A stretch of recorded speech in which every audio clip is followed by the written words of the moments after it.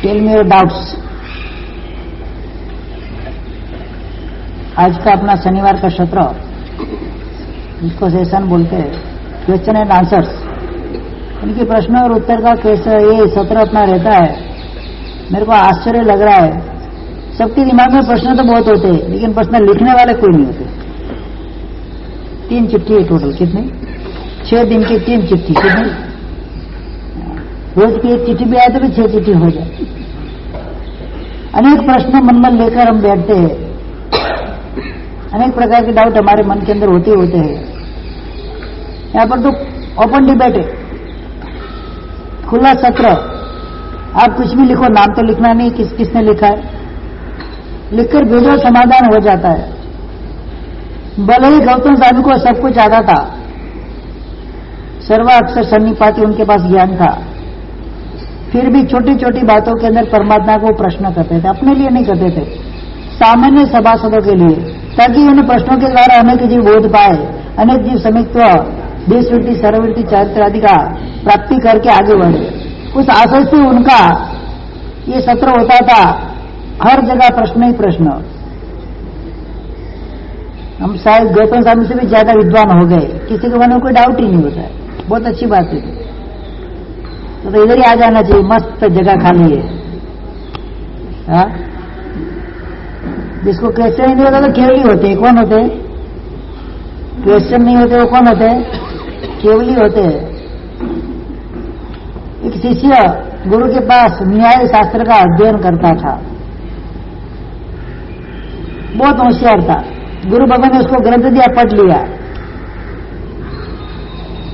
वापस आया पढ़कर। गुरु भगवान के कोई डाउट? तो नो डाउट, जा वापस पढ़। वापस ये ग्रंथ दे दिया, वापस पढ़ना चालू किया, पूरा पढ़कर आया, कोई डाउट? 10% डाउट है, जा वापस पढ़। वापस आया, 25% डाउट है अभी इसके अंदर, वापस जा पढ़ने के लिए। वापस आया, 50% डाउट लग रहा है, 50% क्लियर है, 50% डाउट अभी भी है, जा वापस पढ़ के। वापस गया, 75% डाउट है अभी, वापस लेके जा। लेके अब जो एक लाइन पे डाउट लग रहा है, बस अभी ग्रंथ पढ़ लिया, अभी रख दे। क्या? जब तक डाउट नहीं आता तब तक शास्त्र क्लियर होता नहीं है। हर शास्त्र को खोलने के लिए एक चाबी होती है, जैसे हर ताले के लिए चाबी होती है, तो शास्त्र ऐसे ही पढ़े जाते नहीं है। इसीलिए तो गुरु क्रम से शास्त्र पढ़ने का विधान किया गया है। गुरु चाबी है। क्या है? शास्त्रों के रहस्य को खोलने के लिए गुरु को भी चाबी अवश्य चाहिए। अपने आप पढ़ना, अपने आप उसके अर्थ बनाने, अर्थ के अनर्थ हो जाते हैं। ये अपने आप पढ़ने की आदत हमारे में होती नहीं है, अपने शास्त्र में तो मना किया है। फिर भी कई लोग अपने आप आगम शास्त्र पढ़ लेते, जबकि श्रावकों को और साध्वी जी को शास्त्र पढ़ने का अधिकार नहीं है। फिर भी अपने आप, क्योंकि उनके कोई गुरु नहीं है। क्या है? अपने आप बुक निकाला और पढ़ लिया, और अर्थ के इतने अनर्थ हो गए कि आगम के आगम का लोप कर दिया, आगम खत्म कर दिया।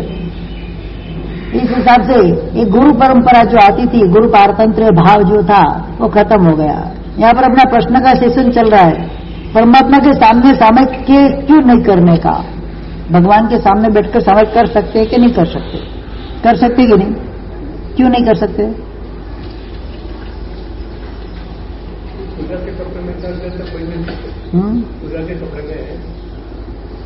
भगवान के सामने बैठकर सामयिक कर सकते हैं कि नहीं कर सकते? सामयिक गुरु भगवंत की साक्षी में करना है। किसकी साक्षी में करना है? हाँ, परमात्मा परम गुरु है। गुरु भगवंत यानी कि जो स्थापना जी जब हम स्थापना करते हैं, उसके अंदर गुरु भगवंत पंच परमिष्टि की स्थापना हो जाती है, सुधर्मा स्वामी की इसमें स्थापना हो जाती है। गुरु साक्षी अपना ये सामयिक वगैरह वृत्ति धर्म का जो हमको आलम्बन लेना है, वृत्ति धर्म का आचरण करना है, तो आप अविधि कर रहे कि विधि कर रहे, कौन बताएगा? इसीलिए सामयिक गुरु भगवंत की साक्षी में करना चाहिए। अगर गुरु भगवंत नहीं है, स्थापना जी भी नहीं है, तो परमात्मा को साक्षी मानकर भी हम सामयिक करें तो कोई दोष रूप नहीं है। क्या? परमात्मा के सामने भी सामयिक कर दे, कोई दोष रूप तो नहीं है। लेकिन सबसे पहला पहलू यह है कि वृत्ति धर्म के अंदर है, हम द्रव्य क्रिया का हमने त्याग कर दिया है। क्या? हम अभी भाव क्रिया के अंदर है, तो हो सके तो स्थापना जी के सामने सामयिक करने का व्यवहार करना। अगर कोई ऐसा अवसर ही नहीं है, कुछ है ही नहीं, और भगवान की मूर्ति है, परमात्मा की प्रतिमा, तो उनके सामने अपन सामयिक करते हैं, तो एक प्रकार से व्यवहार में तो नहीं है, वर्तमान काल के अंदर प्रचलना में तो नहीं है, लेकिन दोष रूप लगता नहीं है। पूजा के कपड़े में सामयिक क्यों नहीं करना चाहिए? मैंने पहले ही बोला था, स्कूल के ड्रेस में पार्टी में जा सकते हैं, जाए तो उचित लगे कि नहीं लगे? यार पार्टी वेयर पहनकर या ट्रेडिशनल पहनकर ऑफिस में काम करने जाएंगे? जिस प्रकार जहां पर जो वस्त्र उचित है उस वस्त्रों के अंदर ही हमको वो आराधना करनी चाहिए। नंबर 2, पूजा के वस्त्र हो सके इतने पवित्र रखने। पूजा के वस्त्र दूसरे वस्त्रों के साथ भी घर में रखने नहीं है, उसके लिए अलग एक कपड़ा बनाकर उसके अंदर पूजा के कपड़े रखने, उसकी पोटला बनाकर अलग दिशा में अलग साइड में उसको रखना है, क्योंकि उसके अंदर किसी भी प्रकार की मलिनता आए वो उचित नहीं है। शुद्ध और अखंड वस्त्र परमात्मा की पूजा के लिए चाहिए, और बेशक कीमती वस्त्र परमात्मा की पूजा के अंदर हुए तो अच्छा है। और सामयिक के लिए बताया गया, सामयिक के अंदर सिंपल एंड नॉर्मल सादे वस्त्रों के अंदर सामयिक करना है, क्योंकि वहां पर आपने द्रव्य क्रिया का त्याग कर दिया, आप भाव क्रिया के अंदर आने वाले हैं। तो जितना सिंपल रहोगे, जितना सोबर रहोगे, जितने आपने वस्त्र जो होते चीप कॉस्ट के होने चाहिए क्या, और परमात्मा के लिए वस्त्र कैसे होने चाहिए? High quality. भले 1 लाख रुपया का पूजा जोड़ क्यों नहीं होता है, अंदर हीरे मोती माणिक जड़ा हुआ क्यों नहीं रह जाए? परमात्मा के लिए द्रव्य पूजा पर करने जाते हैं तो वहां पर श्रेष्ठ से श्रेष्ठ द्रव्य से पूजा करनी है। और जबकि वृत्ति धर्म के अंदर सामयिक औषधि आदि करना है तो उधर द्रव्य का त्याग होने पर आपको जितने भी हो सके इतने लो कॉस्ट के, हमारे लिए क्या बताया, जीर्ण शीर्ण वस्त्र पहनने। कैसे पहनने हैं? जीर्ण शीर्ण वस्त्र हमको पहनने का बोला है। हम अगर टिप टॉप और खाप छाप वस्त्र पहने तो हमारे लिए वो दोष रूप लगता है। क्या लगता है? तो ये उचित नहीं है। इसीलिए सामयिक आदि के अंदर पूजा के वस्त्र का प्रयोग न करे तो ज्यादा अच्छा है। दूसरे नंबर के अंदर पूजा के वस्त्र के अंदर ज्यादा समय बैठना भी नहीं है। पूजा की क्रिया के अलावा ज्यादा समय बैठने से पसीना आदि की दुर्गंध इसके अंदर आती है, और वही कपड़े पहनकर हम पूजा के परमात्मा के दरबार परमात्मा को स्पर्शना करने जाते हैं तो अभी परमात्मा की आसाधना के हम भागी बनते हैं। इसीलिए उचित यही रहता है कि पूजा के वस्त्रों के अंदर सामयिक आदि की क्रिया नहीं करे तो ये ज्यादा अच्छा है। धर्म को आगे बढ़ाने के लिए अगर प्रतिकार आवश्यक है तो करना चाहिए कि नहीं करना चाहिए, या चुप रहकर स्वीकार करना चाहिए? आशय मेरा क्या है उस हिसाब से आगे बढ़ती है गाड़ी अपनी। क्या उसके अंदर मेरी आशय की मेरी भावना क्या है? मैं सचमुच में धर्म की प्रभावना के लिए प्रतिकार कर रहा हूं या अपने अहंकार को पोषने के लिए कर रहा हूं? 2 चीज होती है। क्या इसमें 2 चीज आ जाती है। दिखावा होते है कि मैं धर्म के लिए प्रतिकार कर रहा हूं, अंदर से फीलिंग होता है नहीं मैं कहूं ऐसे होना चाहिए तो वहां पर मैं प्रतिकार करता हूं, तो वो प्रतिकार अप्रशस्त कोटि का हो जाता है। और धर्म की धर्मो रक्षति रक्षित, धर्म की रक्षा के लिए अगर प्रतिकार करना भी पड़े तो वो अनुचित नहीं है, उचित है।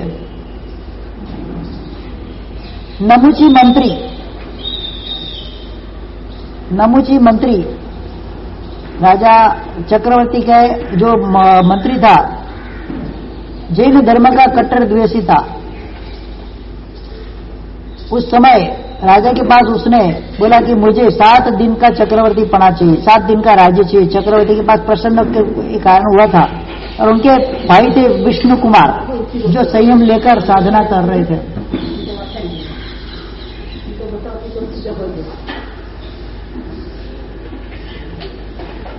उस समय चातुर्मास की सीजन चल रही थी, चातुर्मास चल रहा था। कई साधु भगवान अपने अपने स्थान के अंदर, बहन धीरे धीरे बाल्टी लो, आवाज मत करो।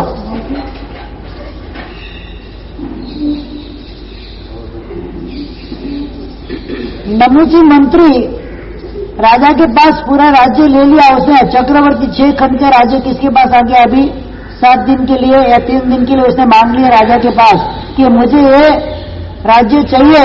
राजा ने भी दे दिया और राजा अंतपुर में चला गया। अब राजा बना नमुची और जैन शासन का कट्टर द्वेषी है। उसने ऐलान कर दिया कोई भी साधु मेरी राज्य की सीमा में रहेगा, मैं चौमासा चल रहा है, और चक्रवर्ती का शासन यानी कि 6 खंड का शासन, पूरे भरत खंड का वो राजा होता है। कहां जाए साधु? उधर से पुणे से तो बाहर निकल जाए, महाराष्ट्र से बाहर निकल जाए, इंडिया से भी बाहर निकल जाए, पूरे दुनिया से बाहर हो जाए तो वो पॉसिबल नहीं है। और उसने हुक्म दिया 3 दिन के अंदर आपको मेरा राज्य छोड़ देना है, अगर नहीं छोड़ा तो फिर मरने के लिए तैयार हो जाओ। यहां पर पूरे संघ चिंतित हो गए, तो राजा हो गया अभी, अब जो करेगा उसका हुक्म मानना पड़े। करना क्या? गुरु भगवान ध्यान के अंदर बैठ गए। याद आया विष्णु कुमार जो मुनि है, जो राजा का बड़ा भाई है, चक्रवर्ती का बड़ा भाई, जिन्होंने संयम ले लिया था, मेरू पर्वत के अंदर जाकर वो तप कर रहा है, साधना कर रहा है, वो आए तो ही ये रक्षण कर सकता है, बाकी किसी की ताकत नहीं है। चालू चातुर्मास में 2 मुनियों को बोला विष्णु कुमार के पास कौन जा सकता है, तो 2 मुनियों ने बोला,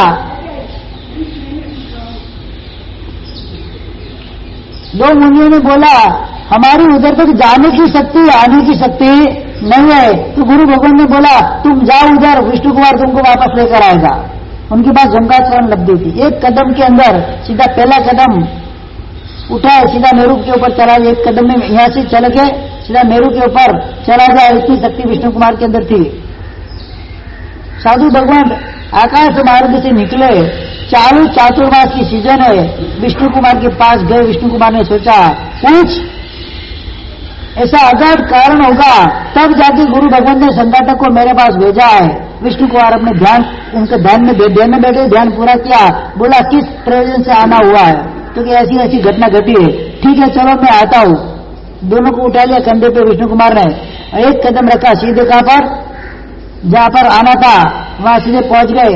बोलो क्या प्रयोजन है? तो फिर राजा जो अंतपुर में चला गया, आपका जो भाई है पद्म राजा, क्या नाम था, जय राजा, कुछ याद, नाम मुझे याद नहीं है, और उसका जो मंत्री नमुची जो कट्टर द्वेषी है, मिथ्यात्वी है, और उसने ऐसी शर्त रखी 3 दिन के अंदर मेरा राज्य छोड़ दो या मरने के लिए तैयार हो जाओ। हमको कहां जाना चौमासा में? क्या आप चिंता मत करो, मैं जाता हूं उसके पास। विष्णु कुमार नमुची के पास जाता है कि क्या पागलपन कर रहा है, साधु कहां जाएंगे? मैंने बोल दिया तो मैंने हुक्म कर दिया तो कर दिया, मैं आगे कुछ सोचता नहीं हूं।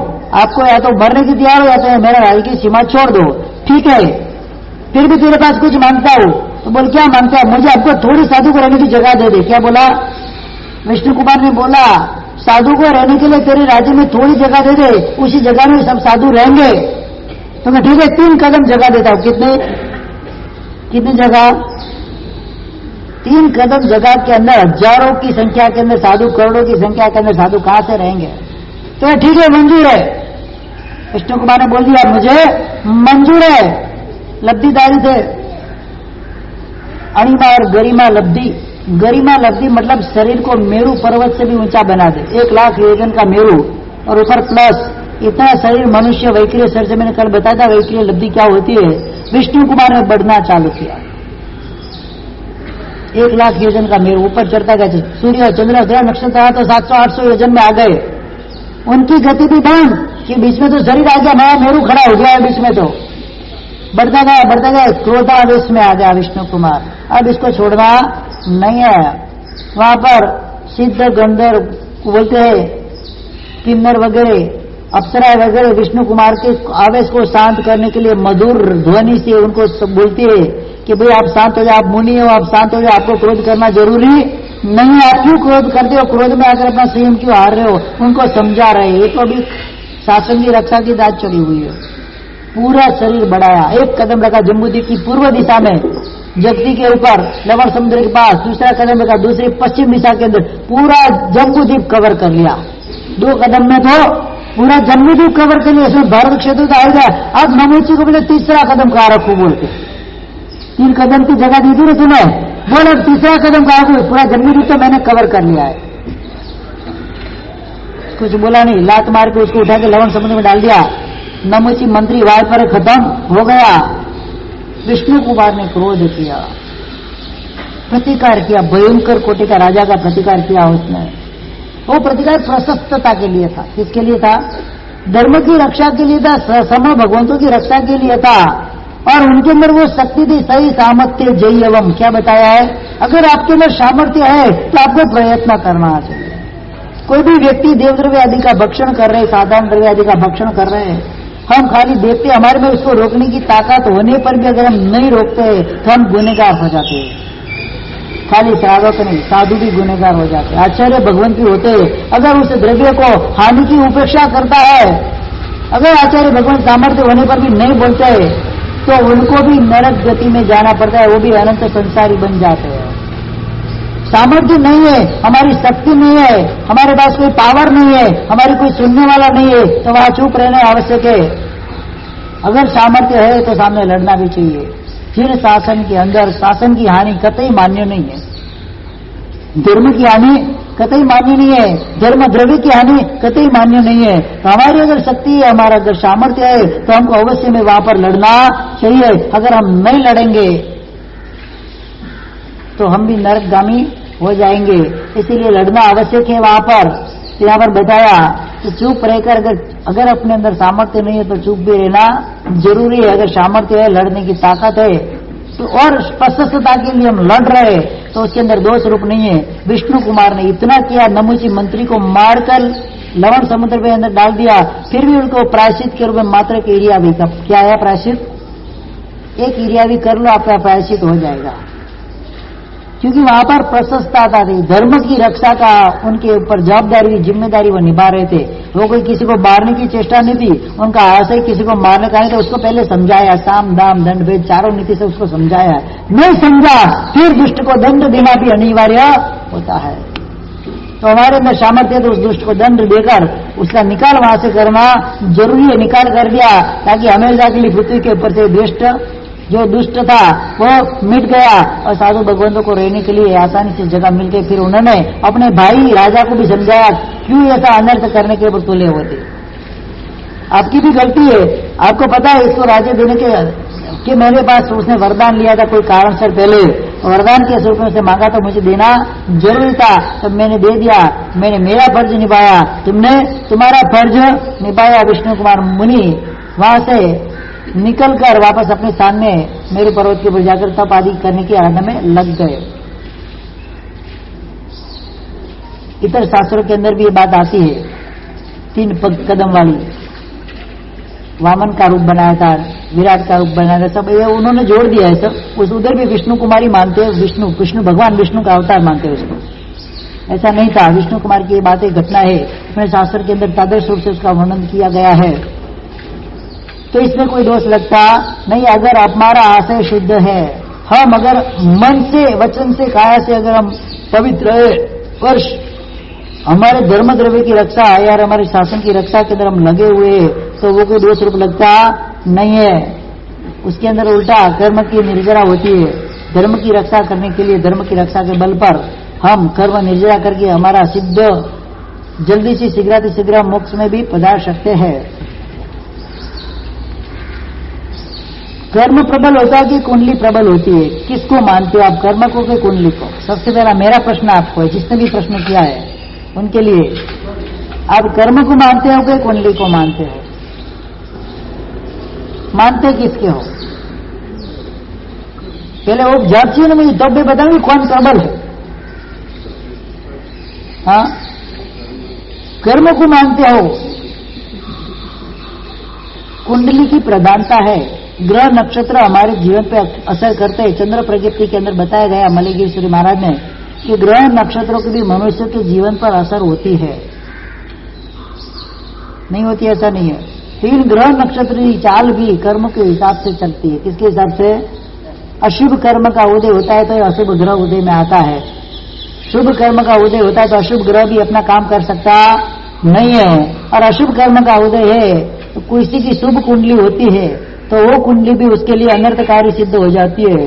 इसके पीछे एक लॉजिक मैं आपको बताता हूं। 2 सगे भाई, जुड़वा भाई, दोनों का एक साथ जन्म, 1 मिनट का या आधी मिनट का, 5 मिनट का, दोनों के बीच में फर्क है, कुंडली सेम बनेगी, लेकिन दोनों के बीच में रात दिन का अंतर होता है। एक मूर्ख होता है और एक महापंडित भी बनता है कि नहीं बनता है? कुंडली तो दोनों की एक जैसी है, दोनों के रूपों में भी फर्क आ जाता है, दोनों के स्वरूप में भी फर्क आता है। एक लड़का भी बनता है, एक लड़की भी बनता है, दोनों के शरीर में भी फर्क आता है, दोनों की बोली में फर्क आता है, चाल चलगत में फर्क आता है, सिद्धांतों के अंदर फर्क आता है, व्यवहार के अंदर फर्क आता है, अपने अपने कर्म से उसके अंदर फर्क आता है। कुंडली दोनों की सेम टू सेम। तीर्थंकर परमात्मा महावीर साईं भगवान, उनका जिस समय जन्म हुआ तो उस समय विश्व में किसी का जन्म नहीं हुआ होगा, वही होगा। एग्जैक्ट उसी समय भी किसी न किसी व्यक्ति का जन्म हुआ होगा, तो वो तीर्थंकर क्यों नहीं बना, भगवान तीर्थंकर क्यों बने? जीव अपने पूर्व भाव के अंदर जिस प्रकार का कर्म बांधकर आता है, 8 कर्म मैंने बताए थे, ज्ञानावणी, दर्शनावणी, वेदनीय, मोहनी, आयुष्य, नाम, गोत्र और अंतराय।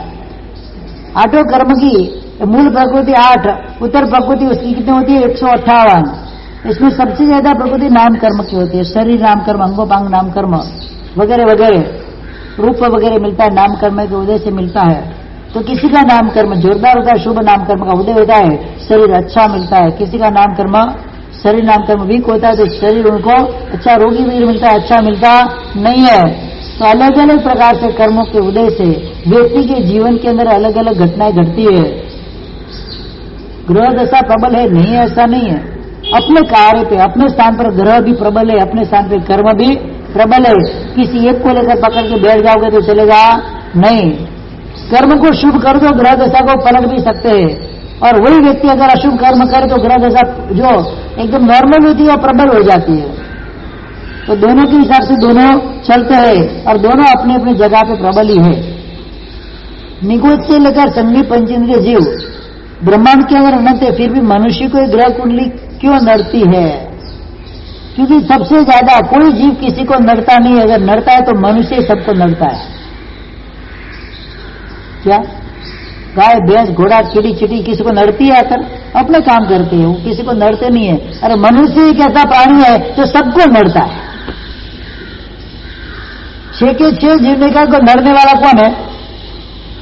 हाँ, अगर देवलों के देव भी आए तो उसके साथ भी भिड़ जाए, नरक में से कोई नारकी अगर बाहर निकल गया तो उसके साथ भी भिड़ जाए, पशु पक्षी तो हालत ही खराब कर दे। अपने स्वार्थ के लिए इंसान जो होता है किसी को बख्शता नहीं है। बाकी कोई भी जीव होते अपने अपने अपना पोषण हो इतने स्वार्थ रखते, दूसरा कोई काम करते हैं नहीं। एक बंदर भी होता है, आप केला दे दो 6 बंदर को तो अपना केला लेके वो बंदर चला जाएगा अपने स्वार्थ के, दूसरा को मिले कि नहीं मिले उसको कोई लेना देना उसको नहीं है, दूसरे का वो लेता भी नहीं है। और मनुष्य की ऐसा जीव है जो खुद का तो किसी को देता नहीं है, तो दूसरे का भी आया इतना हजम कर जाता है, पेट ही नहीं भरता है उसका। मनुष्य के लिए और समझदार प्राणी कौन है? मनुष्य। देवलोक के देवों के लिए स्थिति, उनकी आयुष्य स्थिति वगैरह निश्चित है, नियत है कि उनको उस तरह से रहना है। नरक के जीवों के लिए भी सब नियत है। तीनों शादी के अंदर कोई ग्रह दशा का उनको भी नड़ती है, नहीं नड़ती ऐसा नहीं है, लेकिन उनके अंदर समझ नहीं है तो इसके लिए वो प्रभावकारी बनते नहीं है। एक मनुष्य ऐसा जीव है जिसके लिए समझ भी है, शक्ति भी है, और उनकी आयुष्य वगैरह के अंदर परिवर्तन भी होता रहता है। देवों के शरीर में कभी रोग होता नहीं है, और नरक का शरीर रोग के बिना का होता नहीं। अब ग्रह दशा करेगी तो क्या करेगी? उनको ग्रह दशा करेंगे तो क्या? और नरकी के जी हमेशा दुख में ही रहते हैं, तो अशुभ ग्रह का उदय समझो उसको। और उनका जन्म नहीं है, उनका सबसे पहले देव और नरक के अंदर जन्म ही नहीं है, उनके अंदर उत्पात और सेवन होता है। क्या होता है? उत्पात मतलब उत्पन्न होता है सीधे कुंडली के अंदर, माता के गर्भ से उनका जन्म ही नहीं होता है। तो जन्म नहीं होता तो कुंडली बनने वाली नहीं है, और कुंडली बनेगी नहीं तो कुंडली की दशा उनके ऊपर क्या असर करेगी? और नंबर 2, ज्योतिष चक्र मात्र मनुष्य लोक में ही है। कहां पर है? ज्योतिष चक्र मात्र मनुष्य लोक में ही है, बाकी ज्योतिष चक्र नहीं है। देवलोक के अंदर कोई ज्योतिष नहीं है, नरक के अंदर की भी कोई ज्योतिष वगैरह नहीं है। जब ज्योतिष चक्र नहीं है तो ज्योतिष क्या होगा? तो उनके ऊपर कोई कुंडली असर करती नहीं है, तिरंचों के ऊपर असर करती है, लेकिन उनको समझ नहीं है, इसके लिए पता चलता नहीं है। और रह गए चौथे मनुष्य, हमको पता चलता भी है और हमको उसके ऊपर विश्वास भी ज्यादा है, इसीलिए ये कुंडली हमको नड़ती तो नहीं है, लेकिन हम जाकर सामने से नड़ते उसको क्या? हम जाकर सामने से ग्रहों को नड़ते। ग्रह किसी को नड़ते नहीं है, ग्रह सब देव के विमान है। क्या है? बिना किसी अपराध को कोई भी जीव किसी को दंड दे सकता नहीं है। हमारे ऊपर कुछ भी आपत्ति आई मतलब हमारा कोई ना कोई पूर्व भव का, इस भव का हमारा कोई ना कोई अपराध है, इसके लिए उसके सजा रूप हमको दंड मिलता है। तो ग्रहों के माध्यम से हमको दंड मिलता है, ऐसा हम मानते हैं। बाकी कोई ग्रह दशा किसी के जीवन में असर करती नहीं है, असर करती भी है और नहीं भी करती है, दोनों चीज इसके अंदर है। बोलो और आगे फिनिश। पाचन में रहते थे तो काही कारणवश પછી ચેન્જ કરી તો હવે તે કારણ નથી, હવે પાચન કેમ નથી થતું? ઉચ્ચ ગ્રહ તો પાચનમાં છે। एक परंपरा पड़ी गई, एक परंपरा आचार्य भगवंत कालेश्वरी महाराजा ने संवत्सरी को 5वीं के दिन करना नियत किया। किसी राजा के पुत्र के मरण का शौक हो गया था, कुछ भी कारण हुआ था, इंद्र महोत्सव, उस दिन इंद्र महोत्सव था राजा के दरबार के अंदर, कुछ भी कारण होगा इंद्र महोत्सव। तो चौथ के दिन पांचम के दिन इंद्र महोत्सव था। तो इंद्र महोत्सव के दिन जैसे बताया गया है कि जिस क्षेत्र के अंदर हम रहते हैं वहां पर कोई युग प्रधान आचार्य भगवंत होते हैं, तो वहां पर राजा के पूरा नगर इंद्र महोत्सव मनाने जाए और हम लोग अगर हमारा प्रतिक्रमण आदि करे, हमारी तपस्या आदि करे, तो भी वो वर्ज्य बताया है। लोक विरुद्ध चाव जय वीर सूत्र के अंदर सूत्र आता है, लोक विरुद्ध हमको जाने का मना किया है। क्या किया है?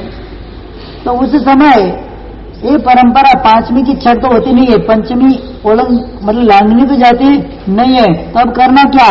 तो उस समय आचार्य भगवंत ने सकल संघ के साथ बैठकर निर्णय किया कि अभी संवत्सरी हम चौथ के दिन करेंगे।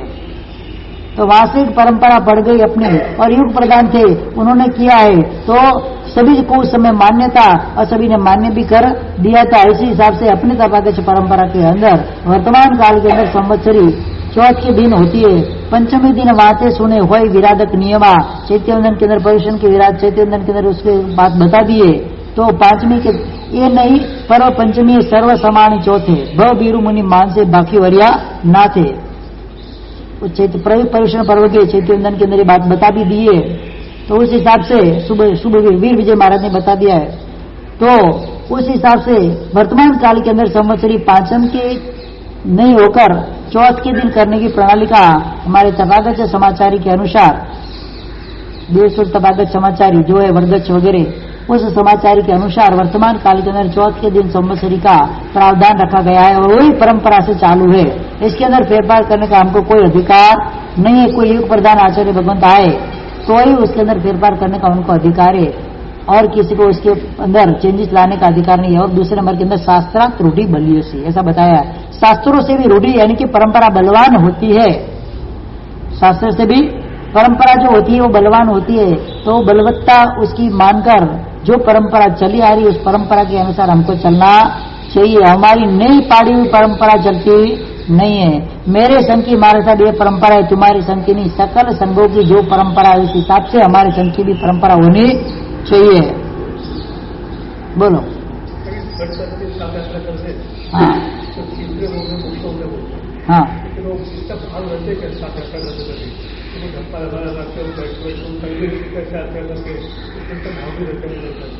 यात्रा करना एक निमित्त है, बाकी शत्रुंजय गिरी की स्पर्शना भव्य जी भी कर सकता है। उधर नहीं भी जाओ, यहाँ पर भाव धारा में चढ़ जाओ तो भाव से भी यात्रा करते करते आपको केवल ज्ञान और आपका मोक्ष उसी भव में हो जाएगा। चौथा आरा चलता हो तो एक भूमिका बताइए, व्यक्ति को मार्गदर्शन देती है कि आप इस प्रकार से आराधना में जुड़ो। एक आराधना में जुड़ने का वहां पर प्रावधान किया गया है कि आप शुभ भाव में रहोगे, भले कैसे भी वो सहन करते कि नहीं करते। फिर आप बोलोगे चल थोड़ा दूसरा उपास है, अभी थक गया पानी पी ले, वो व्यक्ति पानी पिएगा, अपने अंदर कटिबद्धता कठिनता वो रखता है, स्ट्रांग बन जाता है। तो भाव धारा बढ़े बिना व्यक्ति स्ट्रांग बन सकता नहीं है। चाहे शरीर में शक्ति नहीं है, आत्मा की शक्ति अनंत है, मन की शक्ति अनंत है। चाहे 6 साल का बच्चा भी 2 उपवास वगैरह किया है, 7 जागरा करके आया, रात को उसको बोलो बेटा पानी पी ले, तो क्या बोलेगा वो? नहीं, मैं नहीं पीऊंगा। ये मानसिकता कहां से बनी? भाव के बिना। भाव के बिना मानसिकता बनती है कि कभी भी नहीं बनती है। शुभ भाव अंदर है। शत्रुंजय गिरिराज की मैंने 7 यात्रा की है, शत्रुंजय तीर्थ के प्रति मेरी श्रद्धा बढ़ती है, तीर्थ के प्रति मेरा अवभाव बढ़ता है, मुझे भी मोक्ष में जाना है, कैसा उसका एक लक्ष्य बनता है। मतलब वो मोक्ष स्वरूप को मानने वाला भव्य जीव बन जाता है वहां पर। और तीसरे भव में मतलब कहा जाता है कि तीसरे भव के अंदर, लेकिन उसका मोक्ष निश्चित हो जाता है। पर तीसरे भव में जाए, दूसरे भव में जाए, पांचवें भव में जाए कि अनेक भव के बाद जाए, लेकिन जाएगा से एक प्राण क्या है, भव त्रिजेते मोक्ष सिद्ध, ऐसे तो बताया जाए सतरंग गिरिराज के ऊपर जो आता है, पशु पंखी जीवन गिरी आवे, भव त्रिजेते सिद्ध जे थावे, अजरा अमर पद पावे। मनुष्य की बात नहीं कर रहा हूं, पशु पक्षी भी इस गिरी की स्पर्शना करते हैं, उनकी लिए भी स्तुति के अंदर बता दिया कि वो तीसरे भव के अंदर मोक्ष में जा सकते हैं। विषधर मोर चोर कामी जन दर्शन करे निहार, सांप भी उधर आया तो सांप ने भी कल्याण अपना किया, मोर आया तो मोर ने भी कल्याण किया, काम नहीं आया चंद्रशेखर निज भगिनी भोगी, ते पण इनगिरी मुक्ति जावे। अपनी बहन के साथ योग भोग करने वाला चंद्रशेखर भी उस गिरिराज के ऊपर आकर तप साधना करके मोक्ष में चला गया। मतलब पापी से पापी भी जीव आता है, अगर भव्य जीव है तो भी उस गिरिराज के ऊपर, गिरिराज की ऐसी मानता मान स्पर्शना ऐसी है कि उसके ऊपर जाकर करोड़ों करोड़ों आत्माएं भूतकाल के अंदर उस गिरिराज के ऊपर सिद्ध हुई है, कण कण के अंदर सिद्ध उसके अंदर हुए, तो उसकी स्पर्शना मात्र ही आपके सारे कर्मों का छह यात्रा हो गए, तो एक प्रकार की क्रिया प्रावधान है। आप देखिए इसकी स्पर्शना भाव से करते हो तो भी आपका मोक्ष निश्चित हो जाता है। तो यात्रा करके भाव द्वारा बढ़ा के आराम से व्यक्ति जा सकता है, इसमें कोई दोष रूप नहीं है। समाधि मरण पाने के लिए जन्मे तब से समाधिमय जीवन जीना, तो अंत समय में समाधि आएगी, सबसे बेस्ट उपाय है इसका। क्लेशे वासित मन संसार, क्लेश रहित मन पे भव पार। बस वास्तव में जैसे भगवान के स्तवन के अंदर पद ऐसे जी महाराज ने बता दिया, अगर आपके मन के अंदर क्लेश कंका झगड़ा टंटा क्रोध वगैरह आवेश आक्रोश वगैरह पड़ा हुआ है, कसाय वगैरह पड़े हुए, तो कसायों के साथ तो किसका मोक्ष नहीं होता है, कसाय के साथ तो मात्र संसार ही बढ़ता है। समाधि पानी है तो सबसे पहले समाधि देना सीखो। एक निर्णय करना है, मेरे हिसाब से कभी भी मेरे कारण से किसी भी जीव को आर्थ ध्यान नहीं हुए, ये मेरा लक्ष्य पहले बनना चाहिए। मेरे कारण से किसी भी जीव को कभी भी आर्थ ध्यान नहीं करना पड़े, कोई भी जीव मेरे कारण से दुखी नहीं हो। मन के अंदर मेरी भावना अगर बैठ जाएगी तो मेरा मन सदा समाधि के अंदर ही रहेगा।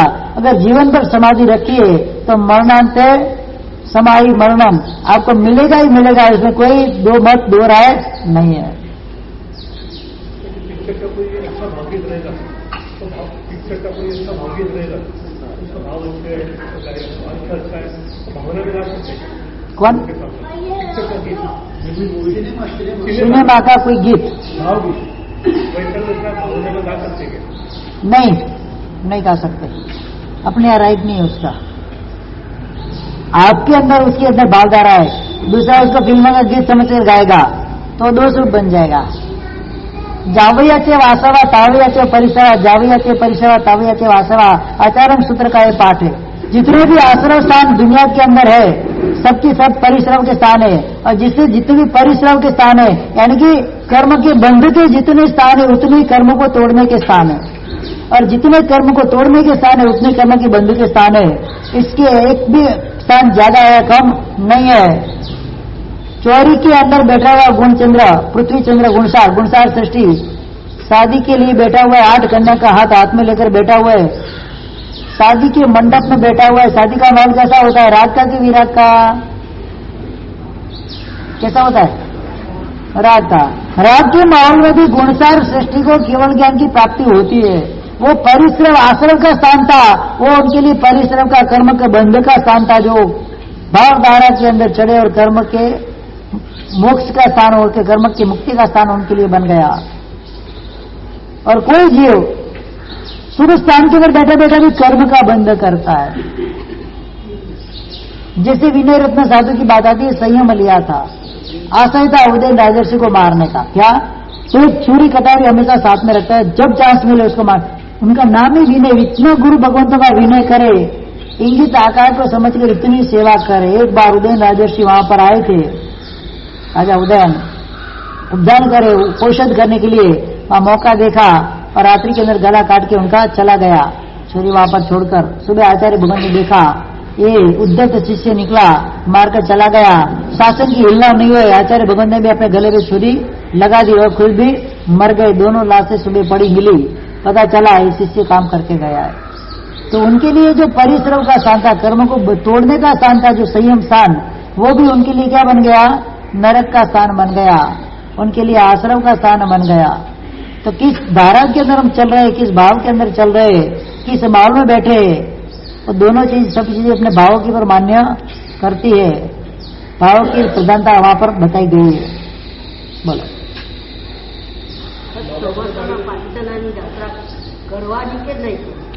शत्रुंजय महाकल्प के अंदर पारितना की यात्रा करने के लिए चातुर्मास में उसका आयुमुक्ता मुनि ने निषेध किया गया है। अतिमुक्त मुनि ने, जो शत्रुंजय महाकल्प की जिन्होंने रचना की थी, शत्रुंजय लघुकल्प, हाँ, उसके अंदर उन्होंने बताया है कि वीरराज की यात्रा चातुर्मास के अंदर करने के लिए वर्ज्य है। अब जो भी करते क्यों करते हैं वो जाने, अपने को इसके लिए कुछ बोलना भी नहीं है, खुद की करी खुद जाने। अपने को शास्त्रकार भगवंतों ने जब निषेध किया गया है, देवसुर तवागच प्रणाली का समाचार के अनुसार ये शत्रुंजय गिरिराज के ऊपर चातुर्मास के अंदर यात्रा करने का निषेध है, तो हमको यात्रा करनी नहीं चाहिए। चौरडी की यात्रा करके आप आ सकते हो। क्या कारण है क्या नहीं है, उसकी चर्चा बहुत लंबी हो चुकी है, चर्चा करने की कोई आवश्यकता नहीं है। बस जिन आज्ञा प्रमाणम, परमात्मा की आज्ञा है कि नहीं करना है तो नहीं करना है, वहां पर कोई विकल्प नहीं है, कोई संकल्प नहीं है। દેરાસરની અંદર બેસીને બાજી નૌકરવાળી ગણાય, જો ગણાય તો કટાસું લઈને બેસાય, કટાસું લઈને જ બેસવું જોઈએ નકારવાળી ગણવા માટે। અને જિનાલયની અંદર હોશ થઈ શકે તો ઉભા નકારવાળી ગણવી, બેસીને ગણવાથી આળસ પણ આવી જાય, ઊંઘ પણ આવી જાય। દેરાસરની અંદર ઝોકું આવે તો એ પણ તમારા 84 આસાતાની અંદર દોષરૂપ લાગે છે। એટલા માટે અપ્રમત્ત અવસ્થાની અંદર તમે ગણવી તો ગણી શકો। પરમાત્મા સન્મુખ જાપ કરવા માટે કોઈ નિષેધ નથી।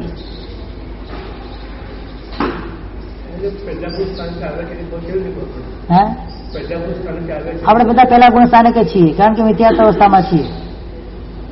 ઉપર આવે કે નહીં વિચારવાનું। ચોથું ગુણસ્થાनक संयुक्त गुणस्थानक છે, तो चौथे गुणस्थानक पर हम आए कि नहीं आए, तो ग्रंथि भेद करके आत्मा यथा प्रवृत्तकरण और अपूर्वकरण के द्वारा वो ग्रंथि भेद करके संयुक्त की अंदर प्रवेश करता है, संयुक्त बन जाता है। एक बार संयुक्त जिसके अंदर आ जाता है, भले आकर अंतर्मुक्त में चला जाए, लेकिन एक बार संयुक्त आने के बाद उनकी बहु परंपरा आधा पुद्गल परावर्त जितनी नियत हो जाती है, इससे ज्यादा होती नहीं है। तेसी में वड्ड पुगलो परिटो चेव संसारो अंतम होता मितमी पुष्य में युज जय समतम तेसी में वड्ड पुगलो परिटो चेव संसारो।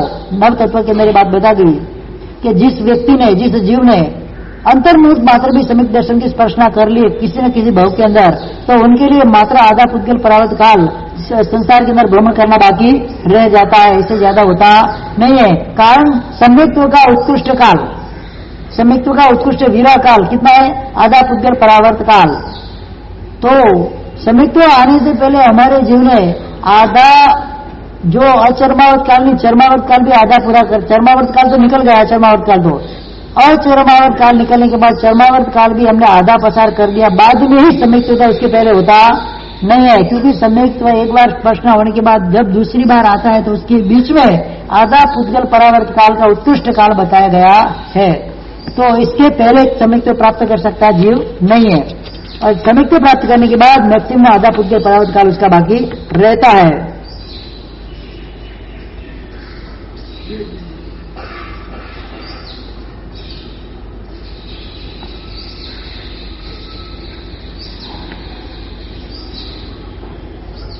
परमात्मा को अपने मकान के अंदर क्या लिखा है, मैप बना के, मैप तो मैं कैसे बताऊं? यहाँ पर भगवान का रूम कर सकते हैं क्या? परमात्मा के रूम को उसी जगह पे करना जहां से किसी प्रकार की आसाधना के बागी नहीं हो, उसी स्थान में परमात्मा का रूम करना चाहिए। सबसे पहले परमात्मा के रूम के आजू बाजू में आपके वॉशरूम बाथरूम वगैरह होने नहीं चाहिए, बेडरूम वगैरह होने नहीं चाहिए, नियत और खुला स्थान चाहिए। और परमात्मा की प्रतिमा जहां पर स्थापन करते तो ऊपर देखना, ऊपर कहीं पर भी उनके ऊपर किसी को पैर आए ऐसी जगह होनी चाहिए नहीं, इसीलिए शिखर बनाया जाता है। अगर घर के अंदर जगह है, फ्लैट में तो जिस प्रकार से इस प्रकार से देखना, तो वहां पर इसी तरह से परमात्मा का हमको प्रावधान करना चाहिए, परमात्मा के मंदिर का। जहाँ घर के अंदर कन्या वगैरह बहनें वगैरह रहती है, उनको पीरियड्स वगैरह आता है, उनकी दृष्टि के अंदर परमात्मा का मंदिर नहीं आए, उसका खास ध्यान रखना, उसी तरह से हमको अंदर रखना है। और नंबर 2, हो सके तो परमात्मा का मंदिर अपने हॉल में रखना चाहिए, ताकि आने जाने वाले जितने भी लोग होते हैं उनको उनका दर्शन होता है। अब ये तो इतनी सिस्टम होती नहीं है, तो किचन के अंदर अब कई जगह पे मैं देखा किचन के अंदर भगवान का मंदिर रखते हैं। क्या रखते हैं? अग्नि स्थान के अंदर देवस्थान कभी होता नहीं है, वो 2 स्वरूप होता है। श्रीमद टीवी देवता का आपने मंदिर बनाया है ना, तो परमात्मा का मंदिर कहाँ बनेगा? बस टीवी देवता नमो नमः रोज करो, उसको नमो नमः, और क्या करना। जहाँ जिसको विराजमान करना है वहां उसको विराजमान किया नहीं है, बस वही तो तकलीफ है ना हमारी। जो पाप की चीजें होती है ना, पाप कर्म की, उसको खान की रखनी चाहिए। जो धर्म आराधना की चीज होती है ना, उसको जाहिर में रखना चाहिए। बस मैं इतना ही बोलूंगा, बाकी आप समझ जाओ। जिससे पाप कर्म का बंद होता है उस चीज को कहाँ रखना है? उसको गुप्त में रखना है। जिससे धर्म करनी होती है, धर्म क्रिया का प्रभाव होता है, धर्म क्रिया करने की इच्छा होती है, आराधना होती है, ऐसी चीज को कहाँ रखना है? आप जहां पर आपने टीवी रखी है वहां पर अगर आप भगवान का मंदिर बना लो, आपके घर में कोई मेहमान आएंगे तो नमो जीना नाम करके हाथ जोड़ के शुभ कर्म का बंद करेंगे। टीवी को हाथ जोड़कर क्या करेंगे? समझ लो, आप ज्यादा कुछ बोलने की आवश्यकता नहीं है।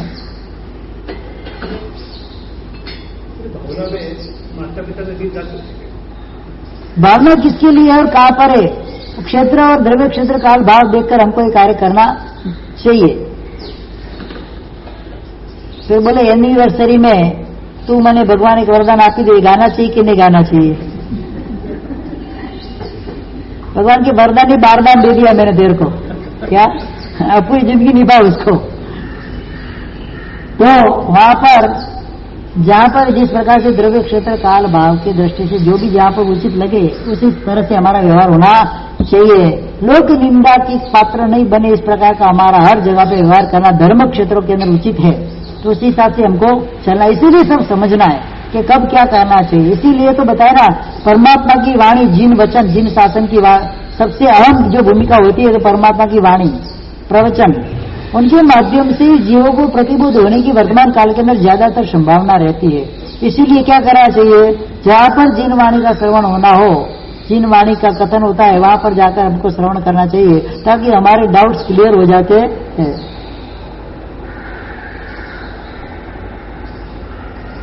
बहनों, दुनिया भर की बातें चीतें चर्चा करती, एक प्रश्न नहीं होता तुमको? हाँ, दुनिया भर की पंचायती करते, दुनिया भर की, बिना फालतू की, और टाइम पास करके जीवन पूरा करते।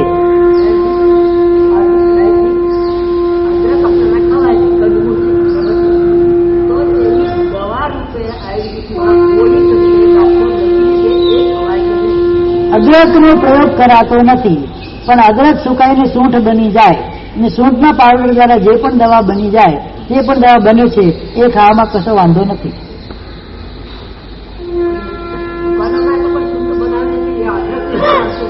તો નહીં વાપરવાની, આપણને નિષેધ છે. अदरक અને हीण, हल्दर, अल्लतीय, 3 प्रकार की आदृचित होती है. हल्दी, अदरक और तीसरा क्या है पता नहीं मुझे, सूरण ऐसा कुछ है. ये 3 चीजें होती है. तो हल्दी और अदरक जब सूख जाती है तो औषधि बन जाती है. तो औषधि के रूप में उनका प्रयोग किया जाता है. वो कोई फाका मारा जाता नहीं है, उससे पेट भरता नहीं है. इसीलिए उसका उपयोग अगर सूख जाती है तो उसके अंदर के जो जीव होते हैं और जीव सेवन हो जाते हैं और वो अचित हो जाती है. अचित होने के कारण उसको वापरने में कोई दोष रूप नहीं है.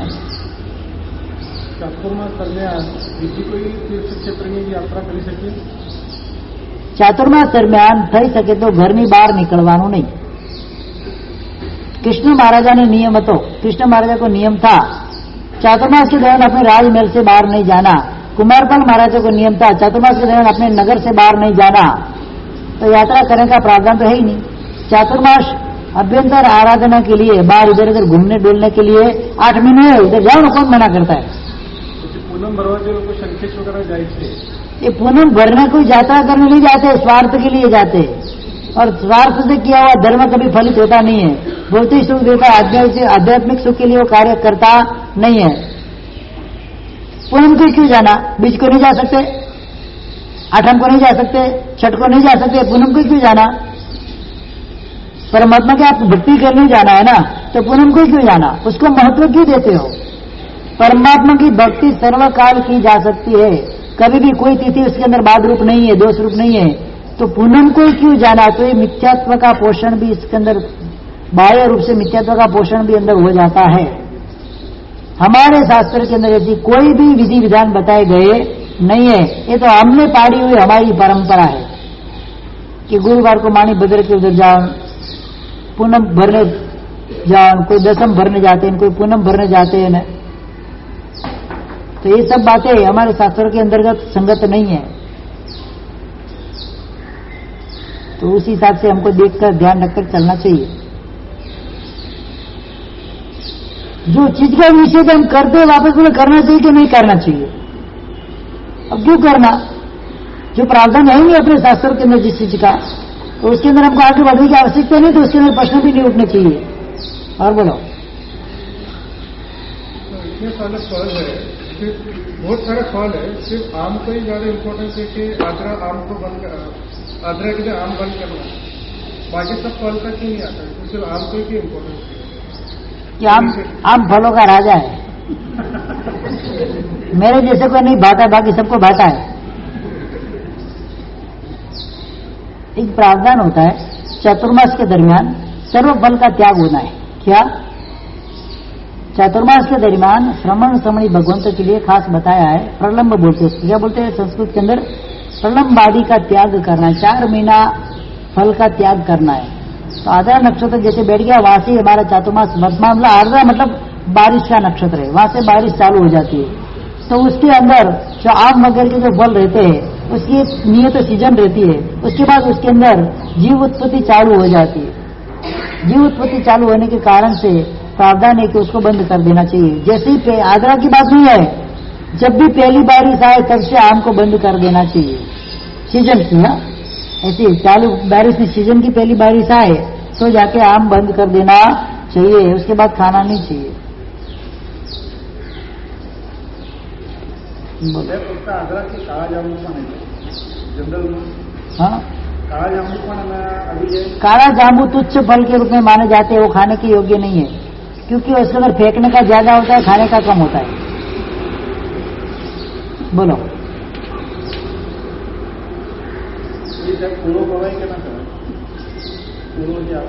कोला फल के स्वरूप है, उसमें खाने में कोई दोष नहीं है। महापूजन में वपराय, हाँ, ना खाओ। महापूजन में आप भी रखते हो, महापूजन मिठाई भी रखते हो, तो भी मत खाओ, बंद कर दो। घेवर, मलाई, पिस्ता, बर्फी सब आप रखते ही ना, पर नहीं रखते महापूजन के अंदर। मेवा मिठाई ना थाल भरा हो, मेवा भी रखते तो मेवा भी बंद। सीधा सामान भी रखते, रसोई भी रखते, बनाई हुई रोटी सब्जी दाल चावल भी महापूजन में तो रखी जाती है, तो वो भी बंद। तो उपास करो 14 रोज।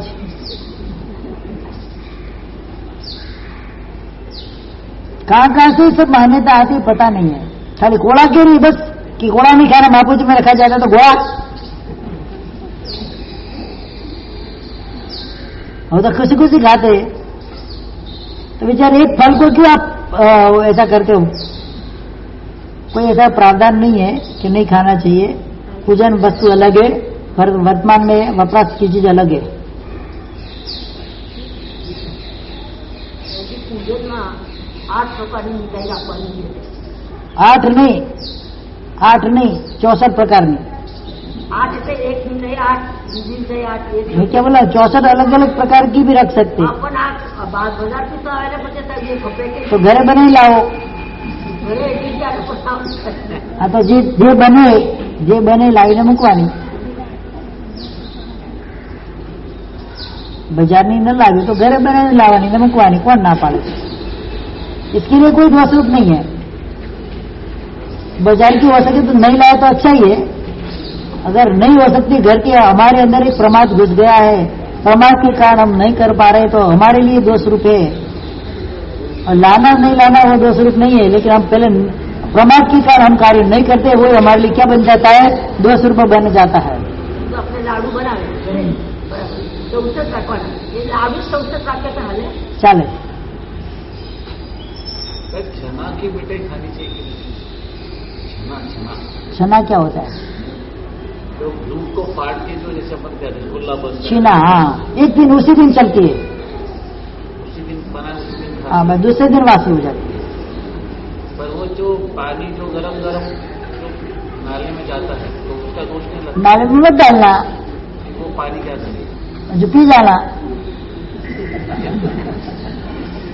क्या करना मतलब कोई तो आपके सिस्टम, आपको उसकी व्यवस्था देखनी है। तो फिर नहाते तो पानी नाले में जाता, तो नहाने बंद कर दो, हाँ, बंद कर देना ना। पहले सबसे पहले तो गर्म आदि पानी नाली में डालना नहीं चाहिए, उसको थाली में रखकर ठंडा कर देना चाहिए। फिर उसी प्रदेश के, उसी प्रकार के प्रदेश के इसके अंदर उसको परखना चाहिए, ये विधान है। कच्चा पानी कच्चे पानी के अंदर परखना है, पक्का पानी पक्के पानी के उधर परखना है। ये पूरा विधान शास्त्र के अंदर मर्यादा बताई गई, कारिष्ठा पनिका की पूरी विधि बताई गई है। जैसे हम किसी के घर पे गए, पानी भरने के लिए गए, वो गलती से कच्चा पानी आ गया, उनको पता नहीं कच्चा पानी भरा दिया, पता चला कच्चा पानी है, तो क्या करना? हम उपयोग में तो ले सकते नहीं है। तो जहां पर निचली भूमि के ऊपर कच्चा पानी पहले से गिरा हुआ हो, भूमि के अंदर कीचड़ नहीं, खाली कच्चा पानी गिरा हुआ हो, तो उसके अंदर जाके जैनापूर्वक उसको पढ़ देना कि उसी योनि के अंदर वो पानी जाना चाहिए। खाली सामान्य सूखी भूमि के ऊपर पलटते वो पानी तो अभी पृथ्वी का उसके लिए शस्त्र बन जाता है। या तो जो पानी का टंकी वगैरह रहती है कच्चे पानी की, उसके अंदर वो पानी को हमको जैनापूर्वक पढ़ देना चाहिए। तो उसी योनि के जीव, शीत योनि पानी के जीव होते तो शीत योनि में डालने चाहिए। और गरम गरम पानी ठंडे पानी में भी डालना चाहिए नहीं, और ठंडा पानी गर्म पानी में भी चाल, दोनों की एक दिली के स्व का शस्त्र और पर का शस्त्र, दो शस्त्र की शास्त्र के अंदर बात आती है। तो पृथ्वी से अगर पृथ्वी से नाश होता है तो स्व का शस्त्र बन जाता है, पृथ्वी का पानी से नाश होता है तो पर का शस्त्र बन जाता है। तो उस हिसाब से उपयोग रखकर काम करना चाहिए।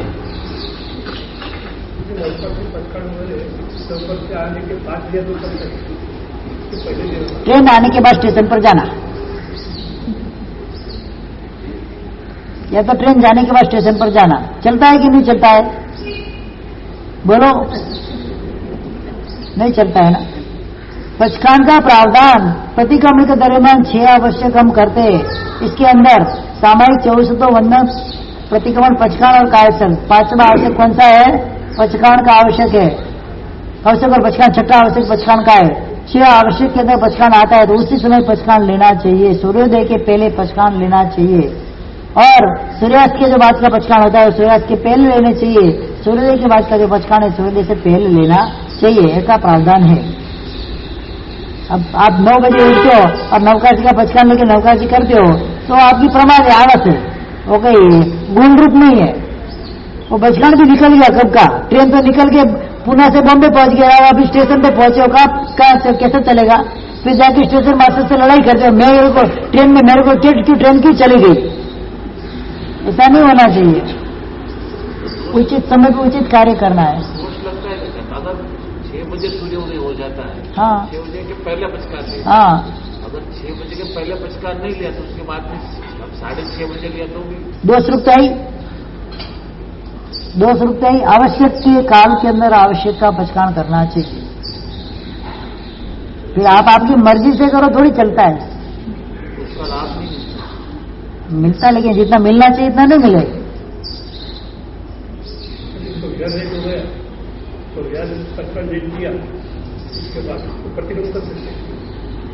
कितने बजे चौयार किया?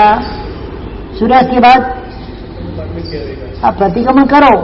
प्रतिक्रमण करने में 6 आवश्यक नहीं करना, 6वां आवश्यक आपका पूरा हुआ नहीं है।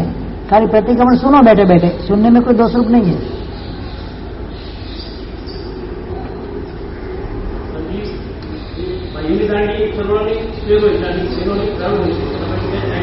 भाइयों राउंड आए बहनों ने स्क्वायर है। इसके पीछे साइंटिफिकल एक रीजन है, वो मैं आपको जाहिर में नहीं बता पाऊंगा, बाद में बताऊंगा। और बहनों के लिए और साधु जी भगवंतों के लिए चरवा के उनके होगे के अंदर डांडी स्क्वायर होती है, हमारे राउंड होती है। कैसे होती है ये बताइए आपको। उसके पीछे साइंटिफिकल रीजन है और एक दूसरा भी कारण है।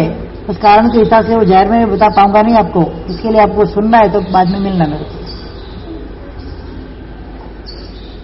नवाणु करते हैं तो बोलते कि सात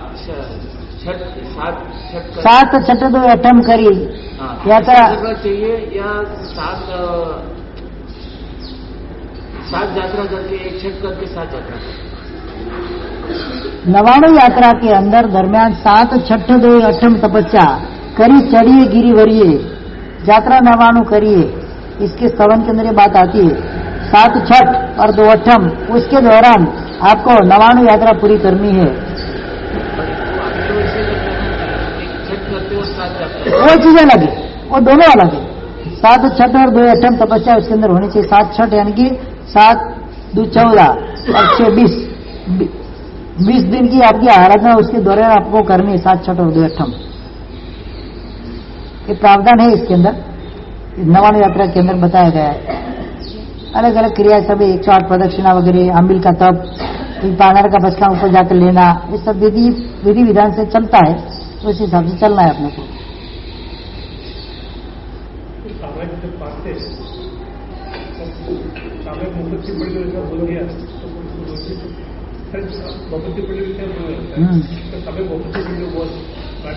सामायिक भूमि पड़ी तो वापस सामायिक में आ जाओगे। हाँ, कि सामायिक करने के लिए मुपत्ति का मैं प्रतिलेखन करता हूँ।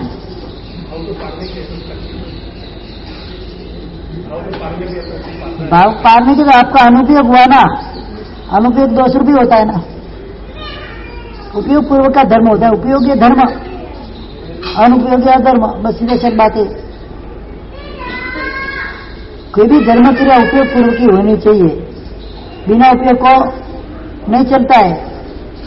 कहीं पर भी अपन जाते हैं मोबाइल के अंदर, हाँ, पासवर्ड डाल दिया, 2 के बदले 6 डालो, मोबाइल खुलता है। क्यों? भाव तो आपका मोबाइल खोलने का है ना। आपका भाव क्या है? मोबाइल खोलने का है ना। एक अक्षर भी गलत डाला तो खुलता है? नहीं खुलता है। तो धर्म क्रिया के अंदर एक अक्षर भी अशुद्धि चलती नहीं है।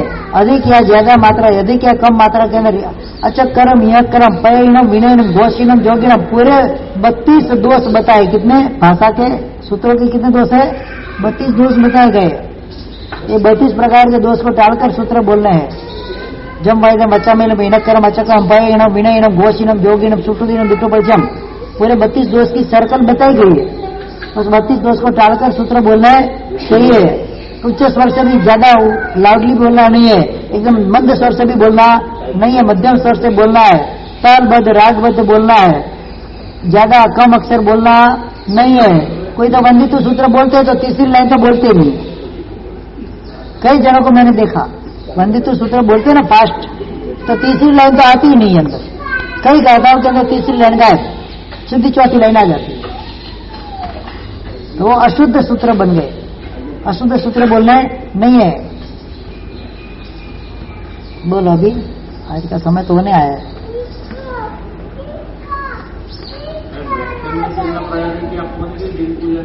पहला जीन प्रवचन प्रायोरिटी, पहला प्रवचन ने हुआ, जीन पूजा ने पछी हुआ। जहां पर भी प्रवचन वगैरह चल रहा हो वहां पर जीन पूजा की प्रधानता नहीं होती है, प्रवचन की जीन वाणी की प्रधानता है। जीन वाणी के माध्यम से जीन पूजा कैसे की जाती है वो सीखने को मिलता है। तो सबसे पहले प्रधानता होती है जीन वाणी की। जीन वाणी चलती और आप पूजा करने चले जाए तो 2 स्वरूप है। ये नियम हमेशा के लिए मन के अंदर बिठा देने का।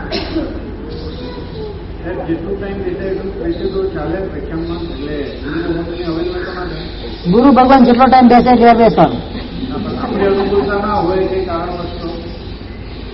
આપણી અનુકૂળતા ન હોય, આપણો વિકલ્પ છે, આપણી શું કહેવાય ને, એ આપણે વિચારવાનું. તમારી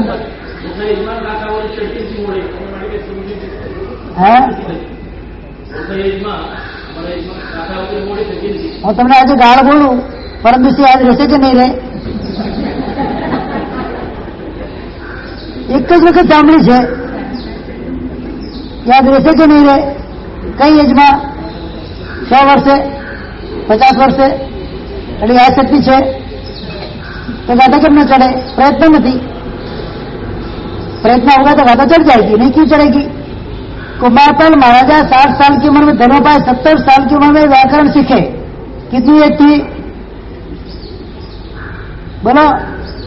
पूज्यपाद आचार्य रामसूरी जी डेला वाला 84 साल की उम्र में नहीं रोज एक गाता करके बचपन पारते थे। कितनी एज थी? हमारे वर्तमान काल के अंदर हमारे गच्छाधिपति दौलत शांतेश्वरी महाराज साहब के अनुज यानी कि दूसरे नंबर के नंदीवर्धन सागर जी महाराज, अभी 87 ईयर्स की उनकी उम्र है। बॉम्बे में अभी हॉस्पिटल के अंदर थे, बीमार थे, तो 84 साल तक रोज नहीं गाता करते थे। 5000 कितने 50,000 श्लोक उनको कंठस्थ थे। उत्तराधन सूत्र पूरा कंठस्थ कर लिया उन्होंने। कितने दिनों में? 13 दिनों में। मतलब अगर व्यक्ति चाहे, पुरुषार्थ करे, तो किसी भी उम्र के अंदर हमको चढ़ सकता है। हमारी याद शक्ति, मेमोरी पावर लॉस्ट हो गया हो, नहीं चढ़े, वो चीज अलग है। अगर हमको दुनिया की फालतू की पंचायतें याद रहती है बरसों बरसों तक, तो 4 लाइन की गाथा हमको याद नहीं रहे तो हमारा प्रमाद है। क्या है इसमें? कोई ऑप्शन नहीं है, वो हमारा प्रमाद ही। हमने पुरुषार्थ कम किया, इसके लिए चढ़ती नहीं है। सरस्वती पूजन છે, हाँ, વિદ્યા ચડે આના માટે કઈ તંત્ર આપો? સરસ્વતી વિદ્યા એમને નથી ચડતી। લક્ષ્મીની પૂજા કરવાથી લક્ષ્મી ના આવે, લક્ષ્મી માટે લાવવા માટે મહેનત કરવી પડે। વિદ્યાને પ્રાપ્તિ કરવા માટે એનું અધ્યયન જરૂર છે। અધ્યયન ન કરો તો એમને વિદ્યા ચડે નહીં। ભલે સરસ્વતી પૂજન ભણાવો કે મહાલક્ષ્મી પૂજન ભણાવો કે कोई भी पूजन भणाओ, पूजन एक प्रावधान्य है कि जिससे लोग जुड़ते हैं और श्रद्धावान बनते हैं। बाकी हर चीज के अंदर आपको कोशिश तो करनी पड़ेगी। कोशिश नहीं करेंगे तो सफलता मिलने वाली नहीं है। इसी प्रकार से कोई भी, जैसे किसी जैसे भौतिक सुख की प्राप्ति करनी है या आध्यात्मिक सुख की प्राप्ति करनी है जीव को, तो उनको कम से कम उसके अंदर पुरुषार्थ करना आवश्यक है। महालक्ष्मी पूजन पढ़ाकर घर पर बैठे रहो, धन से घर भर जाएगा? हाँ, वो कभी पॉसिबल नहीं है। आपको मेहनत तो वहां पर करनी पड़ेगी। एक आपको खाली मार्गदर्शन है, आपकी एक श्रद्धा बढ़ाने के लिए पूजन होते हैं। पूजन से लाभ, आध्यात्मिक लाभ हो ऐसी भावना रखनी। भौतिक लाभ तो ऑटोमेटिक होता रहता है। एक किसान जो होता है चौमासे के अंदर खेत में जोतता है और धान्य वगैरह बोता है, तो घास की प्राप्ति के लिए नहीं, धान्य की प्राप्ति के लिए। फिर भी घास धान्य से ज्यादा निकलता है। घास भौतिक सुख की तरह है और धान्य आध्यात्मिक सुख की तरह। आध्यात्मिक सुख की प्राप्ति के लिए प्रयत्न करने में भौतिक सुख ऑटोमेटिक मिलते जाते हैं, तो उसको ही मुख्य बनाना नहीं है। घास की खेती आज तक किसी किसान ने कोई की नहीं है और कभी करेगा भी नहीं। वो तो ऑटोमेटिकली उसके खेत में पकता और फलता है।